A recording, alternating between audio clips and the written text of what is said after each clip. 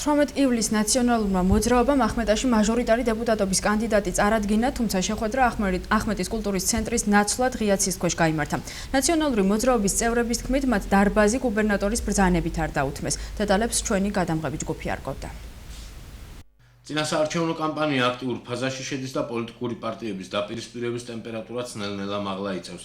ამჯერად ნაციონალურმა მოძრაობამ ხელისუფლება კამპანიის წარმოებაში ხელის შეშლაში დაადანაშაულა. ერთიანი ნაციონალური მოძრაობის ახმეტის ორგანიზაციის თავმჯდომარის შაქრო ტერტერაშვილის განცხადებით, ახმეტის მუნიციპალიტეტის კულტურის ცენტრმა მათთვის სასურველ დარბაზში წინასაარჩევნო შეხვედრის ჩატარების საშუალება პოლიტიკური მოტივით არ მისცა.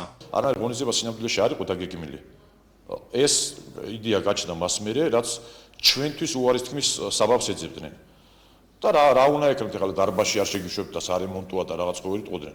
ამიტომ თქვენს რომ ჩვენ გვაქვს რაღაც ღონისძიება. შემოსავალზე უარი თქვეს და აქეთ თავიანთი თანამშრომლები აწვალეს, ვიღაცა სცენარს დააყენეს და ამღერეს, ვიღაცა სცენარ დაბლა დასვეს და მოასმენეს ძალათი რა, ის რაც უსმენენ 20-25 წელი. შაბათს მიწერენ საფასხო წელი არასამუშაო დღესო, მაგას ღონისძიება გამადან საათიდან ისრულდა. უგინდათ აი ალტერნატიულ თავაზობს, სხვა დარბაზის შეთავაზი, ან სხვა დროს ნებისმიერ დროს იგივე დარბაზი. შაქრო ტერტერაშვილი თulis რომ აღნიშნული ღონისძიება სწორედ ნაციონალური მოძრაობისთვის ხელის შესაშლელად დაიგეგმა და ეს ხელოვნური ბარიერი ახმეტაში კახეთის გუბერნატორის დავალებით შექმნეს. მე ზუსტად ვიცი დარწმუნებული ვარ იმაში, რომ კულტურის ცენტრის ხელმძღვანელობა და თვითმმართველობაც კი, ანუ გამგეობა და საბრძოლო ადგილობრივი არაფერ შუაში არ არის, ეს გადაწყვეტილება მიიღო გუბერნატორმა შეულაშვილმა. აღნიშნულზე ჩვენ კითხვა კახეთის გუბერნატორსაც დავუსვით, რომელიც მოკლე კომენტარით შემოიფარგლა.